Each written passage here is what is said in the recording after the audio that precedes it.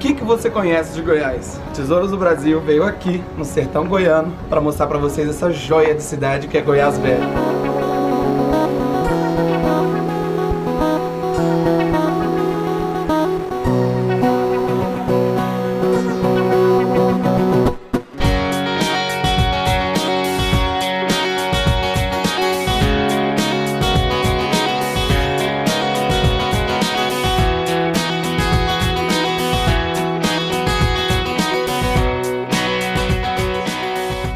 Essa cidade foi fundada por Bartolomeu Bueno da Silva Filho, o segundo Anhanguera, em 1727.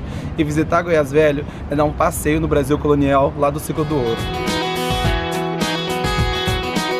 Naquela época eles achavam que os veios de ouro ficavam paralelos à linha do Equador. E como já tinham achado ouro lá em Ouro Preto, também em Cuiabá, eles vieram explorar aqui nesse centrão, no sertão goiano, e acharam muito ouro.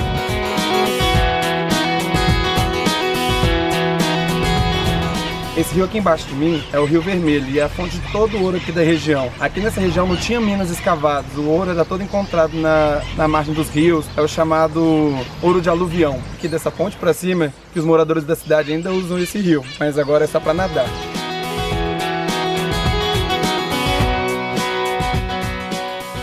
Um dos motivos dessa cidade ser tão especial é que ela é muito bem preservada. O primeiro motivo foi que o ciclo do ouro durou muito pouco aqui, foi só uns 50 anos. E aí depois que o ouro acabou, as pessoas foram embora e perderam interesse na cidade. O segundo motivo é que a capital foi transferida daqui para Goiânia em 1930, 1940. Depois, a cidade se tornou patrimônio artístico e histórico aqui, nacional. E finalmente, em 2001, a Unesco garantiu o título de Patrimônio Mundial para a cidade. E hoje ela é super preservada, mantendo as características originais da cidade. É um passeio ao ciclo do ouro.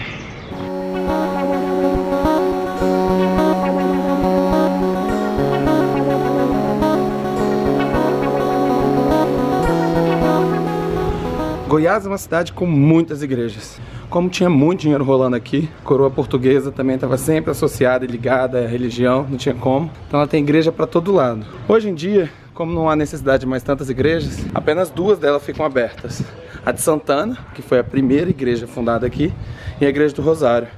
Essa igreja de Santana aqui atrás recebeu esse nome porque ela era padroeira de Bartolomeu, quem foi que fundou a cidade. E ela já passou por maus bocados. 3 grandes desabamentos e depois ela demorou muito para ser reconstruída. O ciclo do ouro aqui foi muito curto. Então, quando ela desabou, não tinha mais dinheiro para reconstruir como nos tempos áureos aqui de cidade de Goiás. A igreja, como a gente conhece agora, só foi concluída em 1992, quando o IPHAN interveio na sua reconstrução.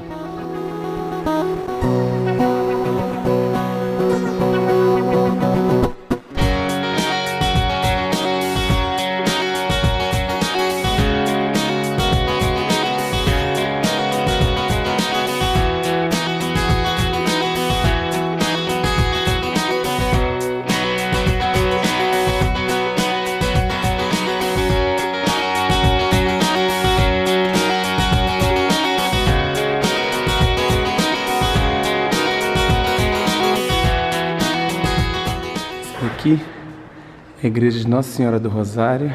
Apesar dela existir desde 1734, essa igreja aqui foi construída depois que demoliram a antiga. Construíram essa aqui em 1930. Essa igreja conta com 15 painéis desse italiano Nazareno Falcone. Ele foi contratado para pintar esses painéis, mas apesar de eu achar absolutamente lindos todos eles, essas pinturas foram bem polêmicas. E na época ele teve até que pausar a execução delas e continuar mais tarde. Ele é conhecido como um dos precursores do modernismo aqui em Goiás. Esse daqui no fundo, acima do altar, é o meu favorito.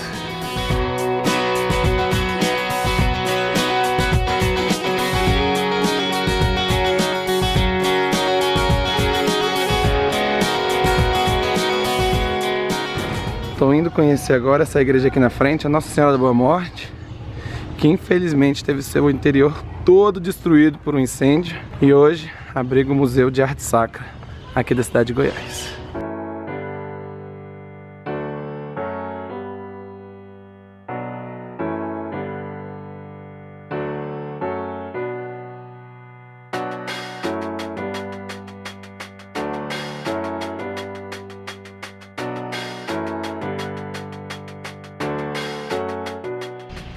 Acabei de sair aqui do Museu de Arte Sacra Nossa Senhora da Boa Morte aqui. Não pode fazer imagens lá dentro, mas o que eu posso dizer é que eu indico demais a visita, porque tem uma coleção bem bacana de esculturas do artista, pintor, escultor Veiga Vale, que era um artista nascido aqui em Goiás, que nasceu lá em Pirinópolis, veio pra cá e fez esculturas lindíssimas. Além disso, a igreja, o espaço foi reformado para ser um museu. Tá bem bonito, tá tudo bem ajeitadinho.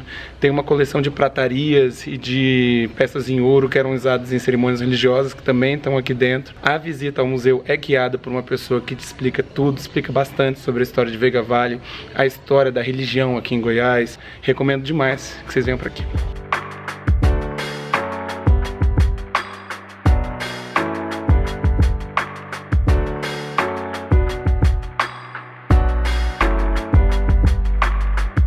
Museu das Bandeiras fica aqui na casa de Câmara e Cadeia, e o andar de baixo é uma antiga cadeia, e aqui eles preservaram como era a cadeia naquela época. Saindo aqui do Museu da Bandeira, que tem um acervo que é um amontoado de artigos históricos aqui da cidade, da região de Goiás. Tem um pouquinho de arte sacra, tem um pouquinho do passado escravocrata, tem um pouquinho da exploração do ouro e do modo como era a vida aqui em Goiás.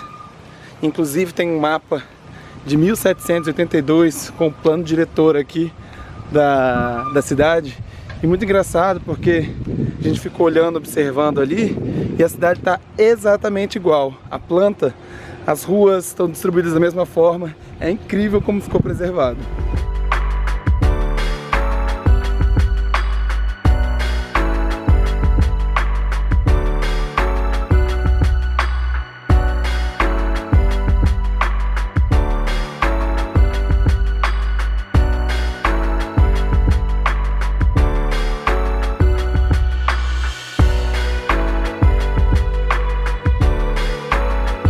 Não pode fazer imagens dentro da igreja São Francisco de Paula, mas é uma igreja linda. Lá em cima tem o teto todo pintado em 1800 e pouquinho, coisa mais gracinha. Ela é completamente tombada pelo IPHAN, então ela está toda preservada e bem original.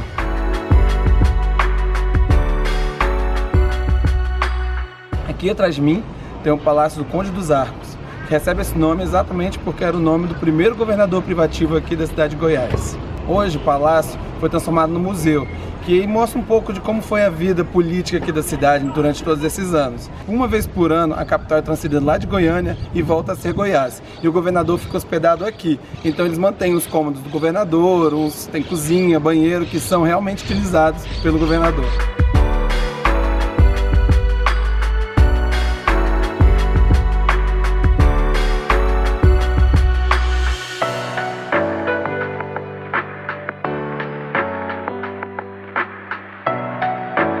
Não tem como falar de Goiás sem falar de Cora Coralina, porque inclusive ela é uma das responsáveis por divulgar o nome da cidade.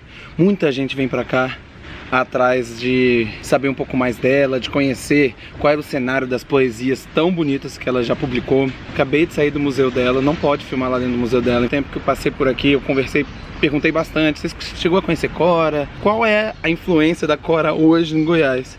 E ela está em todas as esquinas. Conseguiram criar essa aura de Cora que envolve a cidade inteira. Essa cidade é, de fato, pura inspiração por uma poetisa.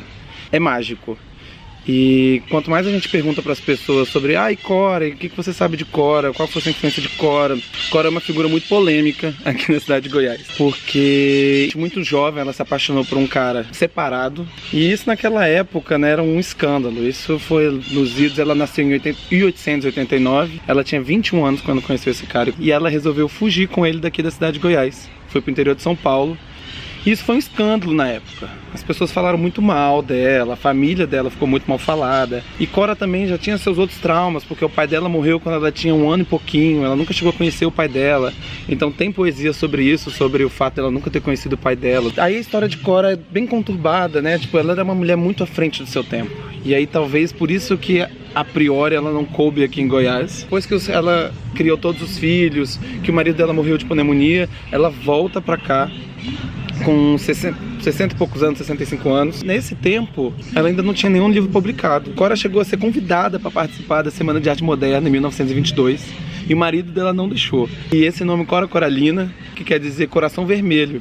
E ela adotou esse pseudônimo inicialmente para escrever e depois ela adotou o nome. Passou a chamar-se Cora Coralina. Teve uma fama tardia. Foi só depois de Carlos Drummond de Andrade, em 79, escreveu uma carta para ela, dizendo tanto que conseguiu ler o trabalho dela e tanto que ele tinha gostado, aí ela explodiu. Só que em vida mesmo, ela só teve 3 livros publicados.